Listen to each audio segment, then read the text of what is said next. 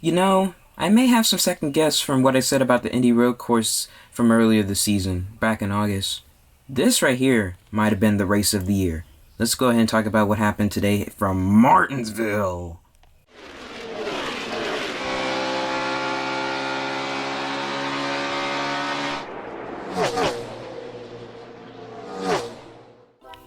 Hey guys, NASCAR Mobile 48 back again, and welcome back to another episode of NRR. In today's video, we're going to be reviewing the 2021 Xfinity 500 from the Martinsville Speedway, the old famous paperclip. What an ending. My boy Alex Bowman able to get his 4th win of the season, most wins that he's ever gotten in a single season, his 6th career win overall, and it was pretty controversial with that move he made on Denny Hamlin towards the end, but we'll get to that because big hint right there, that's going to be our base story of the race, the Hamlin and Bowman thing. I'll talk about my side of the story and stuff to that, who's to blame for that. But before we go ahead and get into everything, let's talk about what we're going to do. We're going to look at our top 10 finishers, rate the race, then we'll talk about the biggest story of the race, look at drivers who had a good and bad day, and finally wrap it up looking at our championship 4, or our playoff standings technically, because now the final 4 has been set for Phoenix. So let's go ahead and dive on into this episode. Finishing first was Alex Bowman. Alex Bowman able to get the job done here today from Martinsville, as he was able to get his 6th career win, his 4th win of 2021, and his 2nd win on the short track. He's won at Richmond, he's won at Martinsville. Now all that's left is Bristol. And another funny thing is that he stole another win from Denny Hamlin. He stole it from Hamlin's home track at Richmond earlier this year, and now he steals one at Martinsville. But you can't really say it's a steal, because Bowman actually from the get-go had a really fast car. He was faster than Larson, he was faster than Byrne, he was faster than Elliott. I could tell. This race reminded me for Alex Bowman, it reminded me of the Dover race, except that you had a JGR car that was actually faster than all 4 of them. But then Bowman, he was starting to get to Denny Hamlin. He just had to find a way to get around him, but then kind of went a bit too over aggressive, hit him. It was an accident, okay? Bowman, he doesn't wreck drivers. That's not what he is, okay? He did that on an accident, of course. I could tell and stuff. He just got a bit loose. He made a mistake and he even admitted to it, but then of course Hamlin, he got mad at it. I mean, in my opinion, Hamlin has every right to be mad at Alex Bowman for the move he did, but for Denny Hamlin, I think he needs to let his emotions go. Actually, here, I don't want to talk about it all, but we're going to talk about it as our biggest story of the race. But still, congrats to my boy Alex Bowman to getting the win. First time the 48 car has won at Martinsville since 2016. And it's very weird. The first time the 48 cars won at 2016 was also the last time Martinsville had its biggest crowd since 2016 today. So that's really cool. So cool for Alex Bowman to get the win in the 48 car, continuing the legacy of the 48 car winning at Martinsville. So congrats to Bowman. And yeah, let's see what he could do heading into the final race of the season. Finishing second was Kyle Busch. Kyle Busch coming up oh so close in the closing laps of this race. Him and Brad Keselowski were going at it hard for this one. I mean, they were going at it hard towards the end of the race, but Kyle Busch, I feel like he was probably been one of the most quiet drivers, or quiet playoff drivers in my opinion of the day. Nothing really happened to him. He did have a speeding penalty in this race, so that definitely killed him a bit, but he was still running pretty decently, and I have to say he was running in the top 10. Definitely had a top 10 car all day, but still decent run for them. Just wasn't enough for them to make it into the next round, because I believe they needed like Truex. They needed he needed his brother to hold off his brother to hold off Mark Truex Jr. I think that's what Kurt Busch was doing, trying to help Kyle Busch make the championship 4, but didn't happen. So decent race, I guess, for Kyle Busch, but hey, what are you going to do? So looks like Kyle Busch is going to have to try again next year, as this is the 2nd year in a row Kyle Busch will miss the championship 4. Finishing third was Brad Keselowski. Another driver that came up oh so close on making the championship 4 was Brad K. In the first 2 stages, he was running really nicely in the top 5, top 10. Definitely had a really fast car. But then stage 3, that's when he really to start go ahead and just go for it. He was on a mission, and they said in the broadcast that his front bumper was going to be used up by the end of this one. So he was definitely on a mission. He was finding his way through the field and stuff, and he did turn Chase Elliott after making contact, so definitely did suck for Chase Elliott. Had a really fast car, had a car that could win the race, but ended up losing it to Brad Keselowski, so sucked right there. But Brad Keselowski still was able to continue his stuff. He was going at it with Kyle Busch and stuff, because I think it was like between those two, on who would make it if Kurt Busch would actually hold off Truex. But since Kurt Busch could not hold off Truex, it gave it to Kyle Busch instead of Keselowski. So it sucks for Brad Keselowski to miss the championship for in his final year with Team Penske. But hey, all he can do right now is see if he can get that win at Phoenix. Finishing in fourth was Martin Truex Jr. Martin Truex Jr., in my opinion, probably was the #1 playoff driver that had a very eventful day, because him and Chase Elliott made contact already, not even into the first lap and stuff, so that was something, but it was all okay, and nothing really happened, just a bit of contact and stuff. It was just a racing deal. But then continuing through the race, nothing really happened with Truex, and for the rest of Stage 1 or Stage 2, he was just running comfortably in the top 10 and stuff. And then later in the race, once we got to the final stage, Truex, I even saw it looked like he was overheating, like water was coming from the hood, but he had nothing on his grill, so that was a bit confusing. But he was still able to continue. Him and Hamlin were going at it for the race lead. Hamlin took the lead, and then Truex had damage, and then apparently he had a tire rub and stuff, and he made contact with Keselowski, and he made more contact. He hit Kurt Busch, he hit the wall, and then that put him below the cut line and stuff, but he still didn't pit. He continued in the race. I was thinking, what is this man doing? And stuff. And then so Truex just stayed in there. He was going against Kurt Busch. He beat Kurt Busch, took that 4th place finish, and now Martin Truex Jr. is now in to the next round. He is now in the championship for the first time since 2019. So congrats to MTJ. Definitely had a big battle all day, just all day long. So congrats to him, and we'll see if he can get it done and go for championship #2. And rounding out the top 5 and 5th was William Byrne. William Byrne, he looked very fast early in Stage 1. He looked very good and stuff. Definitely looked like a driver that can compete for the win. But then later in the race, he started to fall back a bit. But then, I believe in Stage 1, he was moving up to second. Him and Bowman were moving up the field trying to catch Chase Elliott. It was Hendrick 1, 2, 3 at the end of Stage 2. But then, at the beginning of Stage 3, Byrne kind of fell back a bit. He was running in third, and then he started to fall back a bit because the other player drivers were starting to think, okay, it's go time, so got to get up there. So that's basically what happened. So Byron did fall back and stuff, but he did end up getting a top 5 finish. Definitely deserved that, having a nice solid run. But in the broadcast, they were praising William Byron, saying that this kid is going to be a future champion. He's definitely going to make a great run for the championship overall next season. So I can't wait to see what William Byron can do in the 24 team. So we'll see what happens for next year, but they still have one more race to see if they can get another win. So congrats to Byron on the top 5. Let's see what they can do at Phoenix. Finishing in 6th was Eric Almarola, another driver who had a really strong top 10 run. I mean, he was running in the top 5 early in the final stage, and then he was just hanging on tough. He was running in the top 10, top 15, and ends up getting a nice solid 6th place finish to close out this race. So congrats to Almarola, nice strong run. I like that Halloween costume him and his family were wearing, something I saw his YouTube channel earlier this morning, and that beautiful IHOP paint scheme. I did see someone Photoshop him, or having his number be like a waffle or pancakes or something food related to his number, but that would have been pretty cool, but they didn't run it. But still, nice solid finish for Almarola and the 10 team.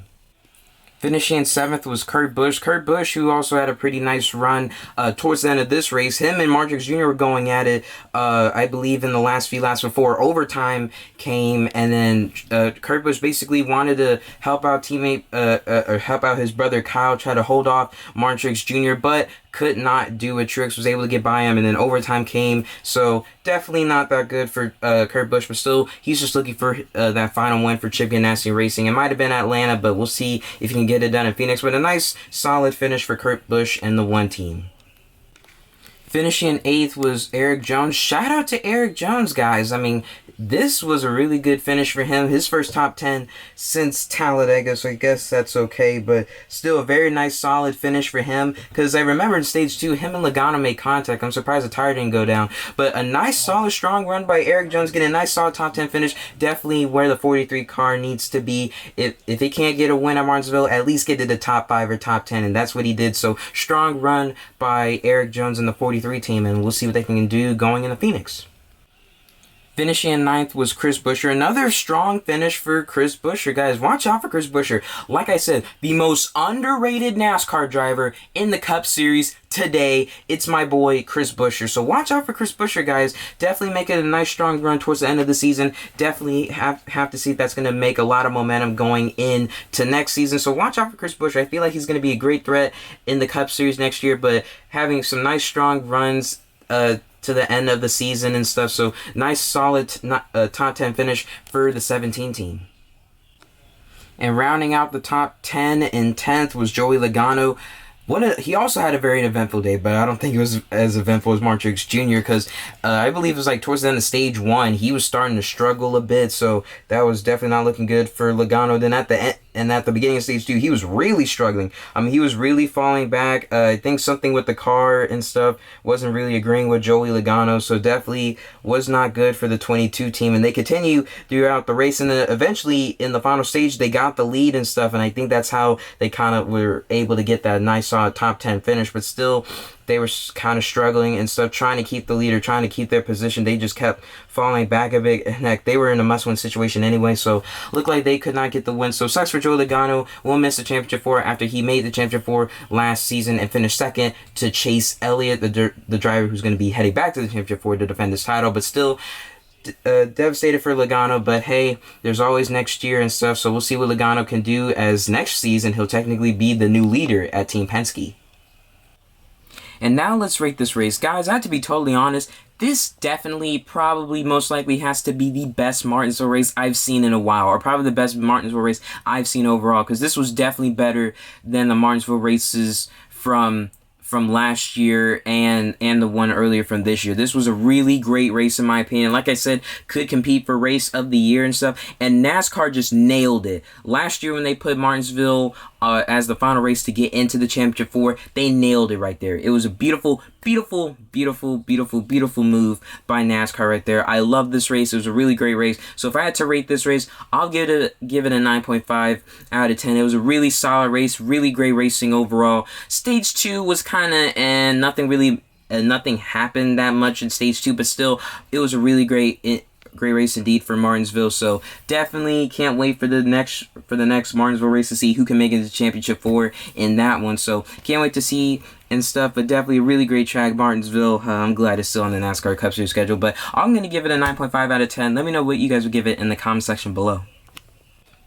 And now the biggest story of the race was the Hamlin and Bowman incident before the race went into overtime. So it looked like what I've heard from Alex Bowman's interview that he got too loose, was a bit over aggressive and hit into the back of Denny Hamlin, and he even admitted that it was his fault during his post-race interview and stuff. And also he did mention that Denny Hamlin, he's done some stuff before to drivers, and that was a bit of a dig at what happened in 2017 when Hamlin dumped Elliott. And hey, Hamlin didn't even get the win. He didn't even get the win, but Bowman did this time. So yeah, I could see that right there. And then Hamlin in his interview called Bowman a hack and even said that he's worse than his other 3 teammates, which he's not completely wrong, but still he doesn't really have to be that much of a, doesn't have to send that much of a dig. But I can understand him saying that because he's very frustrated and stuff.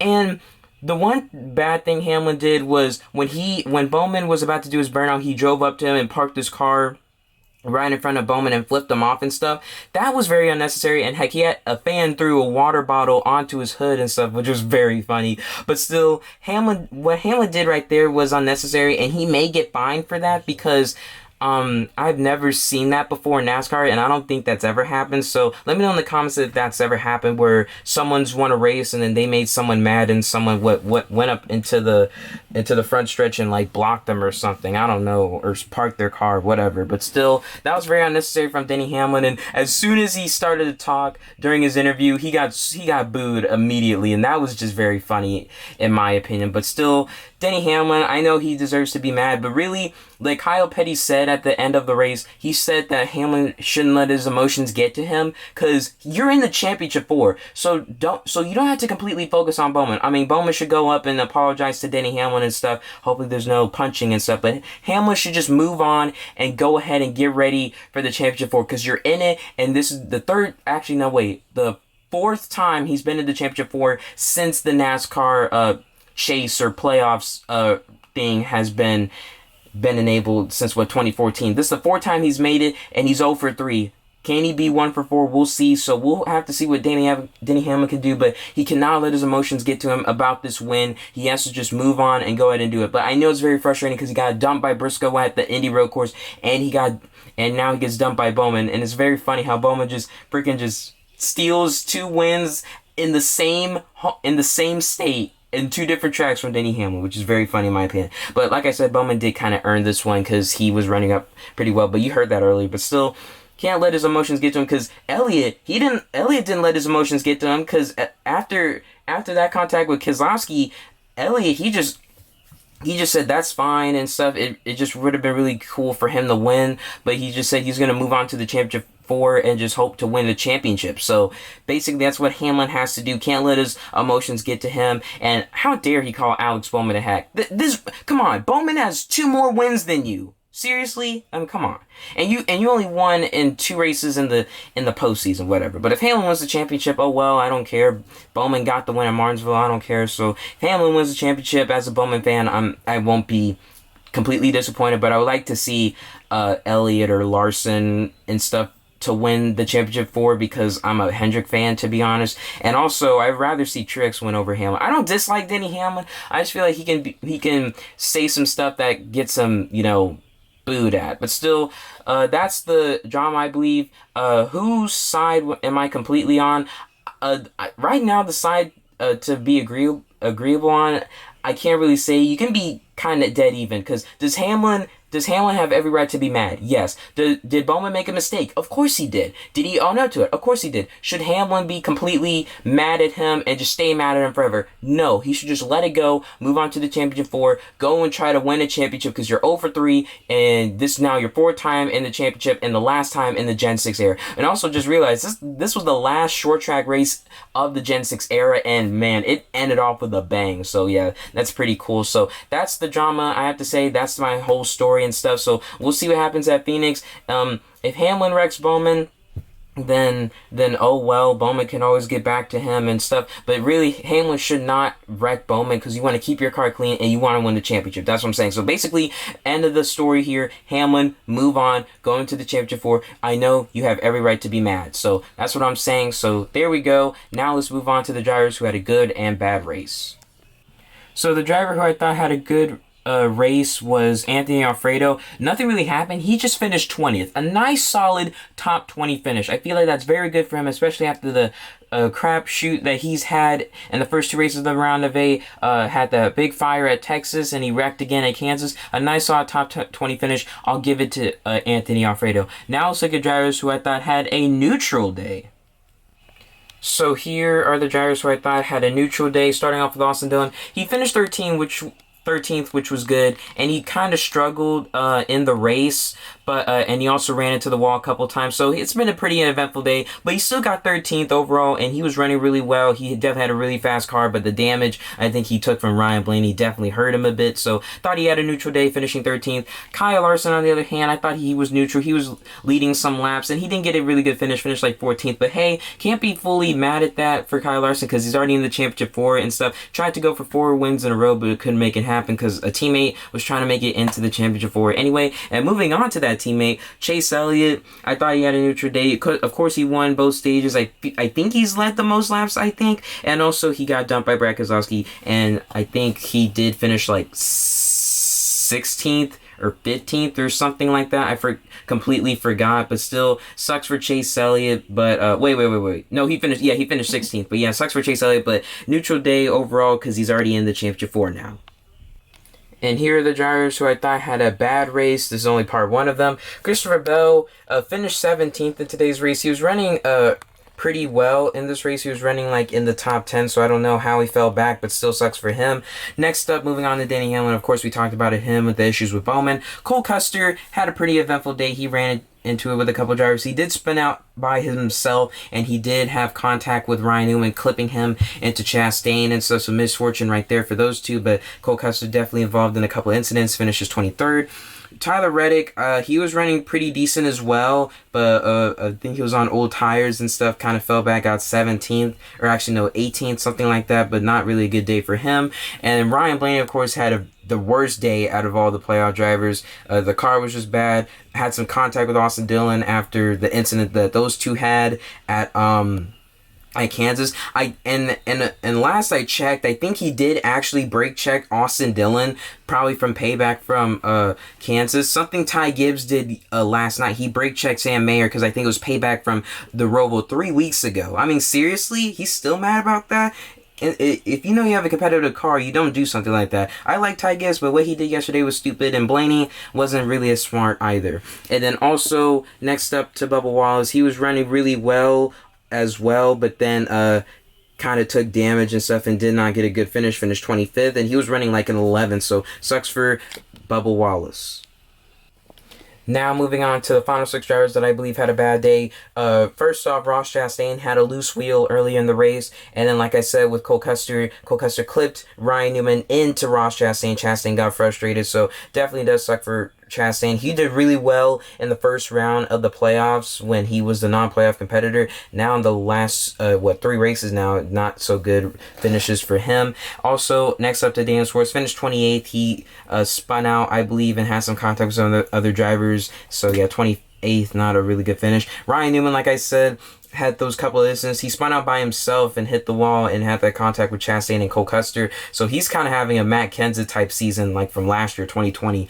Priest had some brake issues, finishes like 37th, I believe. Iconic 37, but still sucks for Ryan Priest. Quinn Half and Josh Bilicki had their feud. Josh Bilicki spun out early in the race, and then he also, I think he got loose, I don't know, or he probably intentionally took out Quinn Half, and then Quinn Half on the cooldown lap, he turned the Josh Bilicki in front of like a safety car, and then he got held on a pit road 5 laps. 1 or 2 seems necessary, but 5 laps is crazy stupid. And heck, Quinn Half still finished better than Josh Bilicki, which is very ironic, very funny. So those are the drivers who I thought had a bad race.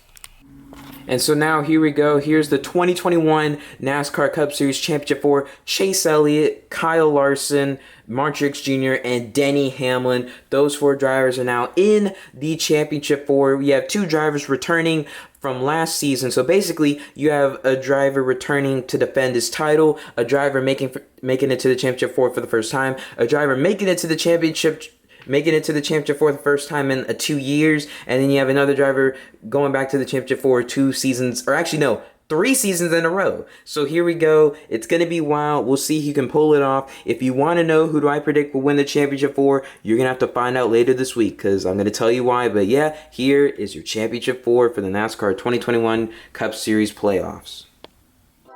And that's going to do it today. So guys, thank you guys so much for watching. Please like, comment, share, subscribe. Next week will be our final NRR episode of 2021. So it's been a long ride. It's been okay and I guess. So let me know if you guys like this series I'm doing, because next year I'm looking to talk about more about NASCAR news and upload them weekly on a Wednesday. So I think that's what I'm gonna start doing and stuff. It won't be NRR, it's gonna be something different, just NASCAR news edition or something. But anyway, my upload schedule, I bought some cars from Target yesterday. They're 2021 cars from Wave 7. Gonna upload that tomorrow, so watch out for that. Gaming video for my gaming channel, I have now changed my schedule. It'll be Tuesday, Thursday, and Saturday starting this Tuesday, so watch out for Tuesday for my video on NASCAR Game 48. And then now next up, 3 straight episodes, Wednesday, Thursday, and Friday. We're gonna be talking trucks predictions for the Championship 4, Xfinity predictions for the Championship 4, and Cup predictions